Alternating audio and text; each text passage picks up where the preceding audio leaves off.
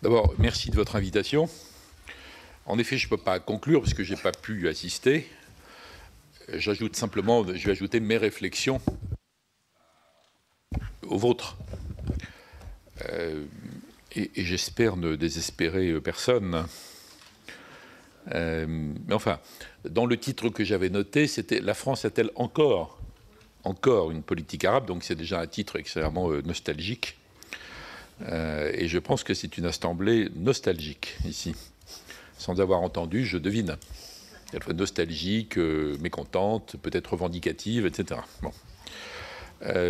Moi, je pense que la politique arabe qui a été menée par la France à un moment donné, terme qui prête d'ailleurs à énormément de malentendus, puisqu'il n'a jamais été clairement défini, c'était un terme positif, négatif, selon les uns ou les autres. Il correspond à une période bien particulière qui a été complètement enjolivée avec le recul. Je pense que vous ne la retrouverez jamais. Jamais. Ni la politique arabe de la France, idéalisée, ni celle des autres, parce que tout a changé. Plus rien n'est pareil. Les lignes de fracture ne sont pas les mêmes. Les conditions dans lesquelles, à un moment donné particulier, le général de Gaulle avait pu développer cette politique, après avoir été lui-même en conflit avec toutes sortes de pays arabes tout le temps, d'ailleurs dans les années précédentes, pour d'ailleurs de très bonnes raisons. Tout ce qui a été enjolivé après avec la reconstruction, c'est très particulier. C'est un autre monde, c'est une autre époque. C'est évidemment encore la guerre froide, mais même sur d'autres plans, c'est des éléments structurants du monde qui se sont désagrégés, qui ont été modifiés depuis. Donc on ne peut pas s'accrocher à ça, en fait. Et d'ailleurs, dans les époques après, les époques mitterrandiennes, par exemple, il y avait des débats d'une extraordinaire confusion, même si tout était un peu moins confus que ça l'est devenu depuis, sur le fait de savoir justement si politique arabe était une bonne référence, une mauvaise référence, une injure, un idéal à reconstruire, comment, avec qui, il y avait politique arabe de la France, mais avec quels arabes, souvent des accords entre eux, enfin, tout ça était déjà il y a 15-20 ans, devenu compliqué. Donc on n'est plus du tout dans cette situation. On a affaire à un paysage Proche-Orient, Moyen-Orient complètement bouleversé. Là, disons, la bonne époque de la politique étrangère française, tout ce qui a été le gaulo-mitterrandisme, avec différentes variantes, continue un peu après, etc. La question sunnite-chiite est secondaire. Je ne dis pas qu'elle n'existe pas du tout, mais enfin, elle est secondaire par rapport à ça. Il y a la très longue période où l'Iran s'était auto-exclu, auto-marginalisé après la révolution de 1979. Donc c'était une composante dont nous voyons la fin. C'est toute autre chose. Avant, c'était l'Iran du Shah d'Iran. Donc ça n'a rien à voir ni après la période 79-2015, ni avec ce que l'on va connaître maintenant. Ce qui se passe dans l'islam, et qui est un problème monumental, comme pour les musulmans du monde entier. Je ne parle pas simplement de la question sunnite-chiite, mais enfin l'affrontement entre cette infime minorité de violents extrémistes. Je ne sais pas quel mot il faut employer, parce que chaque fois qu'on emploie un mot pour les qualifier, il y a un érudit qui se lève en disant c'est un très mauvais mot, ce que vous dites c'est le contraire de ce qu'il faudrait dire, blablabla. Bon. Enfin donc il y a un minuscule pourcentage de fous furieux qui veulent imposer leur conception à l'ensemble des autres. D'abord les musulmans impies, puis après les autres. Bon. En tout cas, cette question qui est énorme, qui concerne absolument tout le monde, du Maroc à l'Indonésie, de n'importe quelle banlieue d'Europe jusqu'au Sahel, cette question ne se posait absolument pas. Quand la question se posait de savoir quelle devait être la politique étrangère de la France par rapport aux pays arabes, avec, au pluriel, symbolisé dans une sorte de monde arabe un peu idéalisé. La question israélienne était complètement différente, parce que ce qu'on a vécu il y a longtemps, c'est les prémices de ce qui, au bout du compte, avait enclenché l'espérance d'un possible processus de paix. Donc on a connu toutes les étapes préparatoires à ça, et qui ont abouti ensuite à, en effet, et là la France avait joué un rôle important, réellement important, à la fois conceptuellement et politiquement. Après, il y a la longue période pendant laquelle on a cru qu'il y avait un processus de paix. Donc il n'y en a plus en fait, il n'y en a plus en réalité depuis l'assassinat de Rabin, mais on a longtemps fait comme s'il y avait encore un processus de paix avec quelques ressucés. Un petit moment, Clinton, Camp David, enfin il y a deux, trois vagues moments comme ça, mais en fait il est de plus en plus clair maintenant que c'est fini, en fait, c'est fini.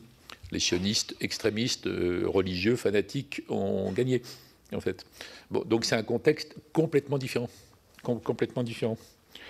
Ajoutons à ça, dans la période récente, la fin de la dépendance américaine au pétrole saoudien, à cause du gaz de schiste, à cause de la moindre consommation, à cause de ceci, cela, enfin en tout cas une dépendance moindre. Je ne dis pas que le lien est complètement cassé et que le Quincy n'existe plus, mais on voit bien que c'est tout à fait différent.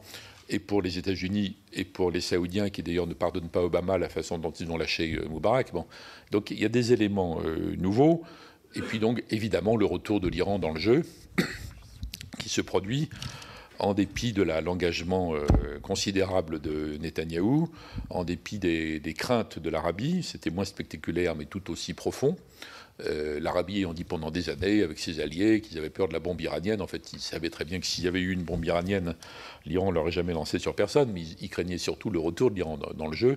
Et c'est le retour de l'Iran dans le jeu qui se produit à partir de l'accord du 14 juillet qu'Obama, par son intelligence stratégique, à mon avis claire sur ce sujet, pas sur tous les sujets, mais là, c'est clair, a finalement obtenu de tous ses partenaires. Donc rien n'a de rapport avec rien. Quant à la politique étrangère française, je ne veux pas être cruel, mais à un moment donné, disons pas sous cette présidence, mais sous celle d'avant, on voit bien qu'on a rompu le fil avec ce qui avait été le fil conducteur pendant longtemps, qui était adapté, modernisé, européanisé, un peu tout ce qu'on veut, mais enfin, il y avait quand même un fil conducteur qui était là, et on a affaire à autre chose. L'inspiration n'est plus la même, et la domination du moment, de l'instant, de la réaction, de l'opinion, du sondage, des réseaux sociaux, tout ça, est tout à fait importante pour la France aussi. En ce qui concerne les États-Unis, on pourrait faire un tour d'horizon pour s'apercevoir que ni les États-Unis, ni les Européens, en les prenant un par un, ça ira vite, puisque les 3/4 d'entre eux n'ont aucune politique étrangère. En réalité, il y en a 2 ou 3 qui en ont, mais voilà. Donc l'expression commune est forcément une sorte de plus petit commun dénominateur. Ce sont des principes tout à fait sympathiques et complètement inopérants. Ça, c'est pour les Européens qui ne pèsent pas beaucoup. Quelle est la politique étrangère actuelle de la Grande-Bretagne? On la cherche à la loupe. Je pense qu'elle reviendra. Finira par se remanifester, mais enfin, c'est pas le cas. Et les autres ont des politiques particulières, au cas par cas, ou de voisinage, ou ceci, cela. Bon. Et l'expression européenne, c'est un cas où le total est inférieur à la somme des parties. Ça, c'est le système politique étrangère européenne qui peut-être un jour se retournera en quelque chose de créatif, mais là, c'est pas le cas. Bon. La Russie était complètement absente depuis longtemps, en tout cas depuis la disparition de l'Union soviétique. La vraie date, je rappelle toujours, c'est pas la chute du mur qui est un événement exagéré dans sa signification, c'est la fin de l'URSS, c'est-à-dire c'est pas novembre 89, c'est décembre 91. La vraie date est donc le monde global dans lequel nous nous débattons tous et qu'on ne sait pas très bien comment définir, c'est à partir de janvier 92. Donc il y a une longue période où la Russie est hors jeu, en fait, complètement hors jeu, à peu près partout. Même si on disait qu'ils ont gardé un lien avec la Syrie, ce n'est que dans les événements récents, les 3-4 dernières années, qui retrouvent un rôle, en tout cas ce rôle réapparaît, en fait. Bon, ensuite, s'ajoute à ça le fait que nous sommes en train d'assister au Moyen-Orient à la désagrégation de ce qui a été mis en place, bien ou mal, à tort ou à raison, mais mis en place après la Première Guerre mondiale, avec les fameux accords Saïx-Picot, conférence de San Remo, etc., quand les fameuses puissances chrétiennes, parce qu'elles s'assumaient comme telles à l'époque, elles se revendiquaient comme telles, avaient mis fin à la domination jugée abusive de l'Empire ottoman, et donc il fallait allègrement le disloquer. Et d'ailleurs, on ne pense pas assez que l'incitation des Arabes à la révolte, Laurence d'Arabie, etc., la déclaration Balfour, les négociations secrètes avec les Italiens sur le rôle qu'ils pouvaient jouer en Anatolie après, etc., ça fait partie d'un même ensemble pour éclater l'Empire ottoman, ce qui n'a pas été complètement son terme, parce qu'il y a eu la réaction nationaliste, il y a eu Mustafa Kemal qui a stoppé le processus, qui a fait la Turquie, ce fait qu'il n'y a pas eu non plus de Kurdistan. Bon, tout le monde a ça en tête. Ça a tenu grosso modo par des procédés quand même assez autoritaires, au minimum, parfois répressifs. On se rappelle que les Anglais avaient dû employer un peu de napalm contre les Kurdes, par exemple, dans les années 20. Bon. Et puis après, il y a tout un siècle de dureté et de cruauté. Ça a tenu de façon donc dure pendant un siècle à peu près. C'est en train de se désagréger. Ça crée quand même un tableau nouveau. Et on voit bien dans la désagrégation que personne ne contrôle l'ensemble. Il n'y a personne qui puisse refaire Saïx-Picot, à supposer que ça ne heurte pas les défenseurs des droits des peuples, et la démocratie internationale, etc. À supposer qu'on veuille le faire, personne ne peut, en fait. Même si vous additionnez un Américain et un Chinois, un Américain et un Russe, ça ne marcherait pas en fait, ça ne fonctionnerait pas. Donc il n'y a pas de puissance encore plus ou moins globale qui puisse faire ça, et il n'y a pas de puissance régionale qui puisse imposer complètement sa loi, même s'il y a beaucoup de puissances qui interviennent dans un jeu complexe. L'Iran reste fort, c'est un grand pays, un vrai grand pays. L'Iran reste fort, sans doute plus fort après l'accord, mais enfin pas tant que ça, il ne faut pas exagérer, mais l'Iran ne peut pas imposer sa solution à toute la région, c'est pas possible. La Turquie non plus. La Turquie a un peu rêvé d'une sorte d'époque néo-ottomane dont aucun arabe ne veut, bien sûr. Et on voit bien que ça s'est heurté à des difficultés. Ils sont plutôt sur la défensive. On ne sait pas où en est Erdogan par rapport à ça. L'Égypte. Bon, il y a les soubresauts égyptiens que l'on sait. L'Égypte est contrôlée. En ce qui concerne l'Égypte, ça donne du pouvoir à l'Égypte sur peut-être contrôler le Sinaï s'ils y arrivent, influencer l'est de la Libye. Point. Point. Et puis les autres, bien malins, diraient ce qu'ils deviendront dans 20 ou 30 ans. Hein. J'ajoute Israël, qui a toute la force que l'on sait pour différentes raisons, et tout le reste est relativement incertain quand même. Alors bien sûr, il y a des tas de mécanismes sous nos yeux, qui est que maintenant l'Arabie, il y a une sorte de putsch au sein de la famille royale, donc il y a un roi qui a de l'autorité, il veut rassembler les forces de l'Arabie, il veut stopper le retour iranien, donc combattre les chiites partout. Donc il y a les bagarres entre Perses et Arabes par Syriens ou Yéménites interposés. Bon, tout ça, ça se voit sous nos yeux. C'est peut-être un problème compliqué parce que l'Arabie, qui était en lutte frontale avec les frères musulmans, est obligée peut-être de passer une sorte de compromis avec eux, ce qui embarrasserait sans doute Sisi, qui lui était en guerre absolument féroce. Bon, il y a des comment dire, des sous-complications, bien sûr. Il y a des sous-effets systémiques par rapport aux recompositions qui ont lieu sous nos yeux. Mais vous voyez bien que c'est très compliqué, c'est très chaotique, et qu'encore une fois, ce n'est maîtrisé par personne.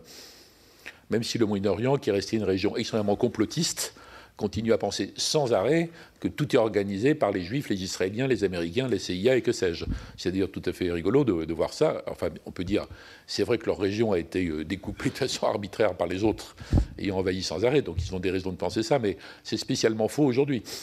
Il n'y a aucune puissance au monde qui soit capable d'avoir un schéma d'ensemble et encore moins de l'appliquer par rapport à ça. Donc toutes les théories complotistes surestiment de façon déroutante la puissance des comploteurs potentiels.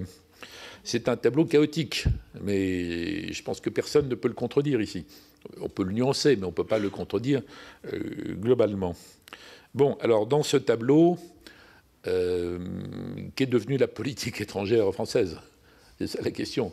Mais vous voyez bien qu'on ne peut pas... J'étais obligé de dire ça au début, parce que si on prend simplement, il faudrait refaire la politique arabe du Proche-Orient, et puis les principes fondamentaux et le droit et compagnie, bon, on rêve. On rêve parce que la matière à laquelle ça s'applique n'a plus aucun rapport avec tout ça.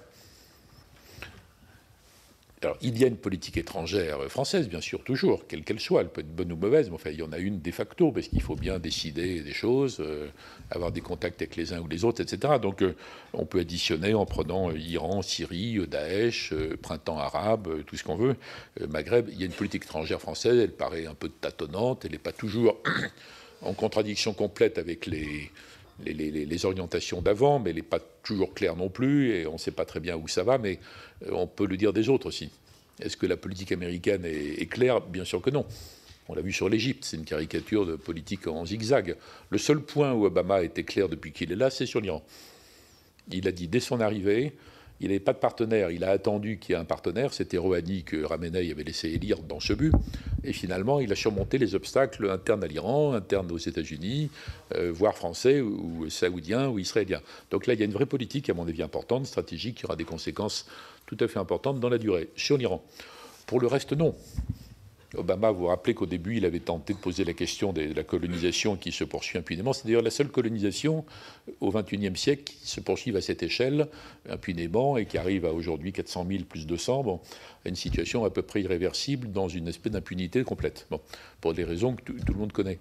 Obama avait posé la question, sans doute maladroitement, sur la colonisation. Netanyahou lui a dit non, je ne veux pas arrêter, d'ailleurs je ne peux pas, et c'est comme ça. Et Obama a dit bon, c'est dommage. Bon, ça, c'était au tout début de son premier mandat. Et à mon avis, sur ce sujet, il ne s'est jamais totalement relevé du fait que si on est président des États-Unis, si on dit vous devez arrêter ça, si les gens ne le font pas, il faut cogner. En tout cas, il faut employer des moyens d'influence, de force, de sanction, parce que l'Occident adore sanctionner tout le monde. Bon. Et si on n'est pas capable de faire ça, pour des raisons internes qu'on connaît très bien, on sait très bien que aussi bien l'influence du lobby des colons en Israël, et puis l'influence d'Israël au Congrès aux États-Unis, enfin on sait tout ça.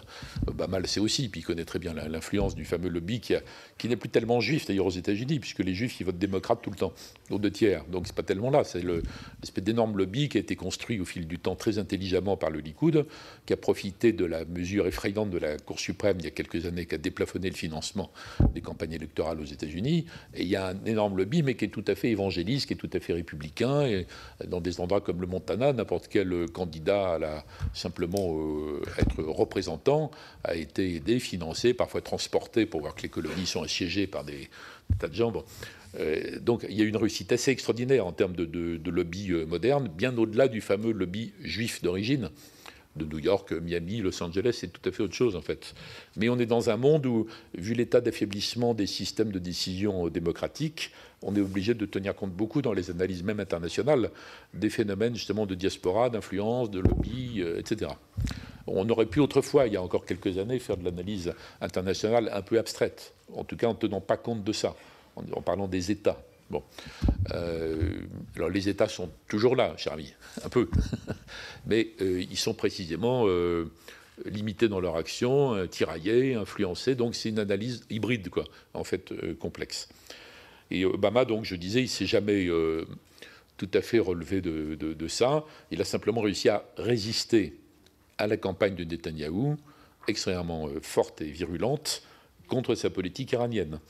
L'ambassadeur actuel à Washington est quelqu'un qui a fait le tour du bureau de tous les sénateurs pour leur demander de voter contre, de voter des textes de défiance contre l'accord avec l'Iran. C'est d'ailleurs, si je ne me trompe pas, il y a plusieurs spécialistes ici, je pense que c'est le premier gros échec du lobby, il ne faut même plus dire israélien, c'est un lobby Likoud en fait. Premier gros échec du lobby Likoud depuis, je crois, l'époque où ils avaient tenté d'empêcher Reagan de vendre des AWACS à l'Arabie. Ça doit remonter au début des années 80, en fait. Depuis, il n'y a eu que des succès. Que des succès mis en avant avec beaucoup de fierté par les PAC, en disant on a empêché ceci, on a obligé cela, on a empêché telle domination, ceci, cela. Bon. Donc une politique américaine quand même extrêmement affaiblie sur ce point. Et d'ailleurs, j'avais également su que quand Kerry avait été nommé, et qu'il avait expliqué à Obama qu'il allait y aller beaucoup, relancer le dossier, qu'il fallait quand même bouger, etc. Obama l'a écouté longuement et lui a dit que Dieu vous bénisse à la fin. Bon, c'était le degré d'engagement d'Obama. Bon, voilà pour les États-Unis qui sont quand même centrales. Alors, nous Français, il y a eu un phénomène curieux. Il y a eu d'abord les entre guillemets mal nommés les printemps arabes. Il y a une sorte de vexation française de ne pas avoir vu venir ce qui s'est passé en Tunisie, ce qui est totalement ridicule, parce que personne n'a rien vu venir. À commencer par M. Ranouchi, qui était tout à fait surpris. Donc l'espèce de débat qui a eu lieu en France pour des règlements de compte droite-gauche, ou simplement des règlements de compte entre médias et politiques, comme quoi on est nul, on n'a rien vu venir, bon, personne n'a rien vu venir, c'est comme ça. Et alors après, il y a les phénomènes en Tunisie, l'Égypte, où on n'a joué aucun rôle particulier. Je ne sais pas s'il faut être affligé de ne pas avoir joué de rôle particulier, mais je pense que ça joue un rôle dans le positionnement sur la Syrie après. Et donc ce sont les Américains qui ont soutenu vaguement Moubarak, ils l'ont laissé tomber. Bon, après, avec toute la suite que l'on a connue. Et maintenant, les Américains sont, autant la France est relativement pragmatique, empirique, réaliste par rapport à l'Égypte, en disant après tout, Sisi, il vaut mieux Sisi qu'autre chose, faisons avec. D'ailleurs, tous les gens importants que j'ai connus en Égypte depuis 30 ans, ils sont tous derrière Sisi. Tous, y compris les plus modernes, les plus démocrates, les plus attachés à la libéralisation, etc. Tous, sauf El Baradei, qui lui est assez critique, mais tous les autres que j'ai pu connaître, ça fait quand même 20 ou 30 personnalités, trouvent que c'est moins pire que ce soit ici, puis il protège les Coptes, et puis il a rétabli l'ordre, et que, évidemment, les gens espèrent qu'il ne va pas appliquer les condamnations à mort, les gens espèrent qu'il va être aussi malin qu'Hassan II, et finir par fabriquer un morceau de courant islamiste avec lequel il doit être possible de travailler, mais... En tout cas, moi, je ne suis pas choqué par l'empirisme de la politique française dans l'affaire égyptienne, mais les Américains restent en mauvais termes Ils ont été obligés de maintenir le 1,3 milliard annuel pour tenir l'armée égyptienne et pour que les relations avec Israël soient correctes, mais ils sont embarrassés, c'est pas bien. En fait, les Américains ne sont jamais gênés par le mélange de religion et de politique. C'est peut-être lié à leur origine lointaine, les sectes. Bon. En tout cas, n'oubliez jamais dans le jugement que j'imagine sévère de comparer avec les politiques arabes des autres, qui sont souvent plus confuses encore par rapport à ça. Alors nous, il y a eu cet enchaînement. Du coup, beaucoup de gens se sont dit il ne faut pas qu'on rate le coup suivant. Ça y est, c'est Damas, donc il faut être du bon côté, du côté de l'histoire. Donc on va aider à renverser l'ignoble Assad, etc. Bon. Tout ça est très, très honorable moralement, éthiquement, mais enfin, on voit bien qu'on est quand même dans une situation au minimum d'impasse, quoi. Et d'où les tâtonnements, d'où les changements. On ne sait plus très bien où on en est, en fait, par rapport à ça, mais on voit bien que globalement, la politique occidentale qui s'est concentrée sur le fait qu'Assad doit partir n'a pas marché. Sinon, il ne serait plus là, d'ailleurs. Bon, donc ça n'a pas marché. D'où les hésitations, avec des évolutions plus réalistes, d'abord des États-Unis, et puis des uns et des autres. Et finalement de la France qui a un petit peu bougé dans la période récente, quand François Hollande a finalement autorisé la défense qu'il demandait depuis un an, à faire des frappes également en Syrie, puisque c'est absurde de frapper en Irak un système Daesh dont la tête est en Syrie. Bon. Et les camps d'entraînement. Il y a cette évolution. Il y a l'idée que Assad doit partir non pas avant, mais à un moment ou à un autre. Mais comme ça a été largement recorrigé dans l'autre sens à l'ONU, je ne sais pas très bien moi-même où ils en sont exactement. Mais je ne dis pas ça de façon méchante, parce qu'il n'y a pas de bonne solution. Il n'y a pas de bonne solution, il n'y a pas de position qui puisse satisfaire tout le monde. Et je reconnais que c'est compliqué, même si moi j'ai plaidé depuis des années pour qu'on recherche un arrangement de façon plus constructive avec la Russie, qui ne facilite pas toujours les choses, mais je ne pense pas qu'on puisse trouver un arrangement quelconque en Syrie sans la Russie. Donc voilà, on est à un moment d'hésitation, vous voyez bien, sur ce morceau de la politique française. Mais comme je l'ai dit au début, vous avez bien compris, il n'y a jamais eu de politique arabe globale. Ça ne veut rien dire. Il peut y avoir un intérêt pour le monde arabe, pour sa culture, civilisation, histoire, la langue, mais c'est autre chose, ça, en termes diplomatiques. Il n'y a jamais eu de politique arabe globale, puisqu'il y a toujours eu au moins 3, 4, 5, 6 pays arabes en désaccord cruel entre eux. Quelle est la politique arabe maghrébine de la France? C'est quoi? Alors évidemment, on peut dire qu'il s'agit de s'entendre le moins mal possible simultanément avec l'Algérie et le Maroc. Alors, selon les cas, c'est plus ou moins bien fait. À d'autres moments, c'est déséquilibré, donc il faut corriger, il faut rattraper, comme ça vient d'être fait. Bon. Mais vous voyez bien, on ne peut pas appliquer la politique arabe de la France au Moyen-Orient, c'est être qui, quoi, comment? Être l'allié des Saoudiens, que des Saoudiens? Ah non. Donc, vous voyez, même avant, en termes de référence mythique, ça ne fonctionne pas. Alors ensuite, il y a eu l'enchaînement qui fait que les positions très dures de la France sur l'accord avec l'Iran, jusqu'au bout. Fabius faisant remarquer que grâce à ses exigences et sa vigilance et sa méfiance, l'accord est mieux, plus vérifiable. Ça peut se plaider sur l'accord Iran. L'essentiel, c'est qu'il ait été signé quand même. Bon. Mais compte tenu de ce contexte, les Saoudiens, brusquement, ont trouvé formidable la France. Ce n'est pas du tout par amour soudain, c'est que c'est une façon de montrer leur mécontentement extrême par rapport à Obama. Traduction, Rafale, etc. Pour eux, ou bien achat pour l'Égypte ou autre. Bon, il n'y a pas à critiquer la France d'en profiter, hein, après tout, par rapport à ça. En revanche, si ça devait se transformer en une sorte d'alliance avec l'ensemble du groupe sunnite, en train de se réorganiser pour faire pièce au retour de l'Iran dans la région, ça nous entraînerait, qu'ils le fassent, si c'est leur politique, hein, c'est leur problème, mais ça nous entraînerait, nous, la France, dans des domaines où on n'a pas à aller, en fait. C'est pas notre rôle, ça correspond à aucun de nos intérêts fondamentaux. On n'a pas à s'engager dans une guerre de 30 ans, des sunnites contre les chiites ou l'inverse. C'est absurde. Donc là, vous voyez, je distingue les opportunités économiques et commerciales et ce qui pourrait ressembler à un début d'alliance. D'autant qu'après, c'est incohérent avec la position sur la Syrie. Bon, enfin, tout ça est très compliqué à mettre en place. La question libyenne, elle fait forcément partie du tableau. Moi, j'essaie d'être honnête avec la décision de Sarkozy à l'époque, en rappelant que ce n'est pas juste uniquement Sarkozy qui s'est excité sur le sujet tout seul, plus BHL. Il y a quand même eu un début de printemps arabe, la révolte de Benghazi, la menace de Kadhafi de noyer la révolte de Benghazi dans une rivière de sang. Il l'aurait sans doute fait. Hein. La demande du Conseil de coopération des États arabes du Golfe, d'une intervention protectrice, La demande de la Ligue arabe, et c'est parce qu'il y a eu la demande de la Ligue arabe que pendant 2-3 jours, les Russes et les Chinois n'ont pas osé mettre le veto à une résolution chapitre 7. C'est à cause de ça. C'est pas à cause de BHL. C'est à cause de ça, et c'est Juppé qui en a profité intelligemment. Toc, tout de suite. Très bien. Donc il y a eu un texte chapitre 7.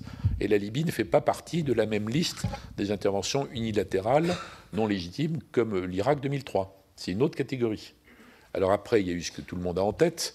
La question qu'on pourrait se poser quand on voit le fait que la Libye est décomposée, il faut dire que du point de vue européen, c'est un commentaire très égoïste. Ce qui nous embête, c'est que le verrou anti-immigration est sauté.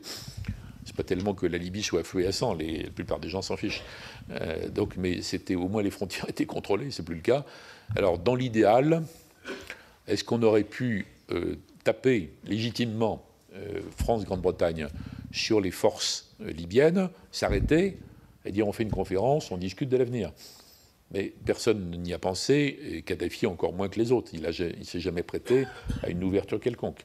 S'il fallait aller jusqu'au bout, alors on renverse ce qui tenait lieu de régime. À ce moment-là, il fallait peut-être, pour éviter le chaos, que tout le monde voit maintenant, mais moins de gens ont annoncé avant, il faut dire. Bon, à ce moment-là, il aurait fallu peut-être installer une sorte de protectorat provisoire, mais dont aucun Libyen ne voulait. Les mêmes Libyens, ils étaient prêts à se retourner du jour au lendemain contre les envahisseurs européens ou ONU, tout ça. Bon, cela dit, c'est vrai qu'après, il y a eu des élections qui, dans un premier temps, ont marginalisé les islamistes en Libye. Donc c'est plus compliqué qu'il n'y paraît, et je dis ça exprès par honnêteté historique, disons. Mais en tout cas, le résultat n'a pas fonctionné. Ça montre qu'on n'est jamais assez prudent dans les interventions et on ne se pose jamais assez la question de savoir qu'est-ce qu'on va faire après, en fait. Quel est l'objectif? La question se pose aussi au Moyen-Orient. Donc on ne peut pas dire qu'il n'y ait pas de politique française, en fait. Mais il y a des morceaux de politique française juxtaposés, dans certains cas faits avec un certain consensus. On peut même étendre ça au Sahel, quoi. Mali, là, c'est unanimité mondiale. Il faut le faire, il faut que quelqu'un le fasse. On regarde, il n'y a personne de disponible sauf la France. La France le fait, les bonnes filles, par rapport à ça. Donc c'est quand même extrêmement difficile à critiquer, ce point-là. Mais le reste, vous voyez bien, ça ne forme pas un ensemble. Mais on pourrait dire relation entre la France et le Maroc, France et l'Algérie, France et l'Égypte, etc., etc. Le point le plus controversé étant l'affaire syrienne, parce qu'on voit bien qu'il y a une hésitation au cœur du système. Et que ça nous renvoie au fait qu'il n'y a pas de clarification nette sur est-ce que la menace principale c'est Daesh ou pas, ou est-ce que c'est deux menaces comparables, ou est-ce que Daesh est très terrible pour les gens qui sont sous sa coupe, mais l'objectif numéro un c'est le régime syrien. Mais quel est l'intérêt vital de la France à renverser le régime syrien? C'est plus compliqué à démontrer. Donc là, il y a quelque chose. Chaque position peut se défendre. Il n'y a pas de position honteuse, ni ridicule, ni rien. Bon. Simplement, il y a une hiérarchisation, une clarification qui n'a été faite ni par la France, ni par personne par rapport à ça. Si on repart de l'idée, puis après, il ne faut pas que je sois quand même interminable, si on repart de l'idée qu'il y a cette décomposition en cours, qu'on n'a pas les moyens ni de l'empêcher, ni de l'ordonner selon nos vues, qu'est-ce qu'on fait? On pourrait presque aller à une forme d'isolationnisme. C'est ça qui est compliqué aujourd'hui, qu'on peut aller jusqu'à des théories, des politiques assez interventionnistes, plus logiques, plus complètes, ou alors quasiment la non-intervention. On pourrait dire, on n'y peut rien, c'est très compliqué. Chaque fois qu'on intervient, c'est une catastrophe absolue. Personne ne maîtrise les forces en présence. Bon, c'est hyper triste pour les gens qui sont là-dedans, mais après tout, on va attendre que les Perses et les Arabes épuisés, qu'on fasse des sortes de traités de Westphalie pour organiser la région entre eux. On va cautionner ça, on va bénir les choses quand ça sera fait. On pourrait défendre ça. Quelqu'un comme Dominique de Villepin n'est pas loin de dire ça, par exemple. Il ne faut plus jamais intervenir nulle part, même s'il y a le Conseil de sécurité, chapitre 7 et compagnie. On pourrait dire à l'inverse, la menace Daesh est une vraie menace, c'est une base arrière du terrorisme, y compris dans nos pays, donc il faut mettre le paquet. Et la coalition qui a été faite n'est pas suffisante. Donc il faut faire une vraie grande coalition. Et moi, je l'ai dit, non pas que je sois très pour ça, hein, mais je l'ai dit parce que j'ai été questionné souvent. Est-ce que la coalition fonctionne? J'ai dit non. Si on veut vraiment, pas simplement endiguer Daesh, mais neutraliser le danger que ça peut représenter, et donc l'éradiquer, il faut une coalition beaucoup plus large. Moi, je n'ai jamais mis Assad dans la coalition, mais la Russie, oui. La Russie, l'Iran, la Turquie, si la Turquie abandonne son double jeu, et tout le monde, une coalition, y compris au sol. Simplement, si on fait ça, c'est ce que demandent les militaires américains. Ils disent à Obama, Monsieur le Président, très bien, on fait ce que vous dites, mais si on atteint l'objectif, qu'est-ce qu'on fait après? Et après, ça veut dire trouver une solution politique pour l'Irak et pour la Syrie. Sur l'Irak, on ne peut pas le faire sans l'Iran. Alors c'est moins impossible depuis l'accord du 14 juillet, mais avant, c'était considéré comme impensable. Sur la Syrie, je ne dis pas qu'on ne peut pas le faire sans Assad, mais on ne peut pas le faire sans avoir un système d'avenir pour la Syrie dans lequel les Alaouites ne vont pas être massacrés en revanche de l'échec du régime. Donc c'est rentrer dans un débat non pas sur Assad, mais quelles sont les garanties, la reconstruction de la Syrie. Est-ce que c'est encore possible d'arriver à un système où ils cohabiteraient dans la paix, dans la démocratie, les réfugiés reviendraient finalement, etc. etc. Bon, donc, encore une fois, je ne plaide pas pour ça. Moi, je ne suis pas un interventionniste excité, je suis même l'inverse, tout le monde le sait. Mais les gens qui se posent la question de vraiment éradiquer complètement Daesh, il faut aller au bout du raisonnement. Voilà ce que ça veut dire. Ce n'est pas simplement plus de bombardements. C'est une action au sol, puissante, durable, coordonnée, dirigée par les États-Unis, vraisemblablement, et donc des solutions politiques. Donc le simple fait de l'énoncer, vous voyez à quel point on en est loin. Le plus probable, compte tenu des modes de décision dans les démocraties modernes, c'est qu'on reste entre les deux, en fait. On n'aille jamais à la coalition complète. C'est dans ce cadre-là que questionner dans des émissions, parfois j'ai dit, mais rappelez-vous que pendant la Deuxième Guerre mondiale, on a été obligé de s'allier avec Staline contre Hitler. Mais je ne parlais pas d'Assad, je parlais de la Russie, là, la coalition avec la Russie. Et quand on s'était allié avec Staline, il avait tué plus de gens qu'Hitler. Il en a d'ailleurs tué plus, mais à l'époque, c'était déjà évident. Mais on ne vivait pas dans l'ambiance dans laquelle on est depuis 20 ou 30 ans dans les pays occidentaux, ce qui est, à mon avis, complètement décalé par rapport au fait qu'on a perdu en fait, le monopole de la puissance et de l'influence dans le monde. On ne vivait pas dans l'idée que les postures morales d'affichage interne doivent l'emporter sur toute autre considération. Donc on est complètement embarrassé dans tout ça. Bon, voilà mon tour d'horizon. Je ne dis pas qu'on ne peut rien faire, il y a toujours quelque chose à faire. Il n'y a pas à se demander quel rôle on va jouer. On n'est pas une vieille actrice à la recherche d'un rôle. On a toujours un vieil acteur. On a toujours des intérêts vitaux à défendre. Mais c'est quoi nos intérêts vitaux? Donc j'appelle, moi, un exercice de clarification en France, la Grande-Bretagne, les autres pays européens qui le voudraient bien, les États-Unis, et même avec la Russie, et donc avec la Turquie, les Iraniens, etc., sur quels sont les intérêts vitaux. Pour les peuples, c'est évident, c'est qu'ils vivent en paix. Ils puissent revivre en paix, cohabiter. Pour nous, c'est neutraliser les menaces de terroristes, même lointaines, bien sûr. Il n'y a pas tellement d'autres intérêts vitaux. Il n'y a pas d'intérêt vitaux pétrolier, par exemple, dans l'affaire syrienne. Ça ne compte pas par rapport à ça. Donc il faudrait refaire un exercice élémentaire, mais dont apparemment on a un peu perdu le mode d'emploi. Quels sont les intérêts vitaux? On s'engage dans quel but par rapport à ça? Et avec qui on a des intérêts convergents. Donc je m'excuse d'avoir à dire des choses aussi bébêtes, mais normalement c'est ça la politique étrangère.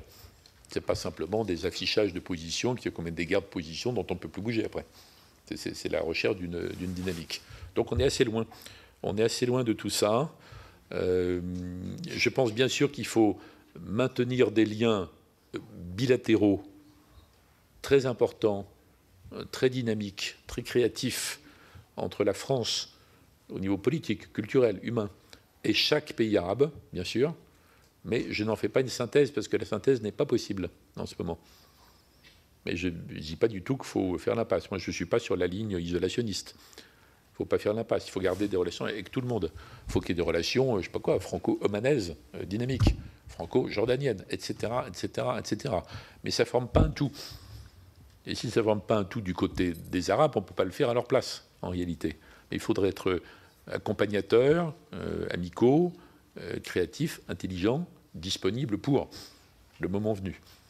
Et quand une amélioration de ces questions intra-arabes se présenterait, la France, quelques autres pays seraient là en garantie possible, en caution, en partenaire amical. Mais on ne peut pas tellement faire plus. Et en plus, c'est un décalage terrible, attristant, entre l'idée qu'on se fait de notre rôle, l'idée qu'on se fait de nos responsabilités. Ça peut être prétentieux, ridicule, mais ça peut être touchant, par ailleurs. Bon. Et ce qu'on peut faire en vrai. Mais une fois qu'on a compris ça, une fois qu'on a ramené notre analyse de ce qu'on peut au niveau du réel, il ne faut pas complètement baisser les bras. Ce n'est pas parce qu'on ne contrôle pas tout qu'on ne va pas refaire ça ex pico qu'on s'en fiche, advienne que pourra. Vous voyez, je cherche à esquisser une sorte de ligne qui serait équilibrée, quoi, entre ces deux extrêmes. Je vais m'arrêter là, sinon ce serait trop long, mais c'est pour dire que reconstruire une politique arabe, ou une politique de la France envers le monde arabe, ou les pays arabes, ça ne peut pas se faire du tout par nostalgie. Ça ne peut pas se faire du tout en dupliquant des choses qui ont déjà existé. Ça peut se faire que comme ça, laborieusement, sans oublier qu'il y a par ailleurs une gigantesque bataille historique et longue au sein de l'islam, et que de toutes les façons, il faut qu'on aide les modernistes, les modernisateurs, ou qu'au moins on ne les handicape pas par nos politiques, nos positions, etc. Donc il faut ramasser tout ça. Vous voyez, c'est un long chemin. Hein. Long chemin, mais honnêtement, je ne vois pas comment on peut être plus optimiste que ce que je dis là maintenant.